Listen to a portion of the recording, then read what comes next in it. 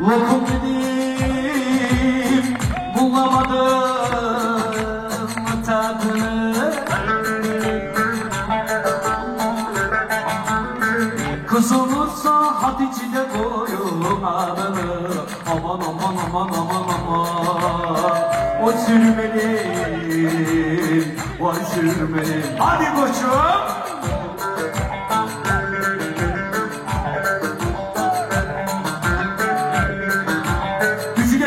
Kuvvetli bir alkış alalım.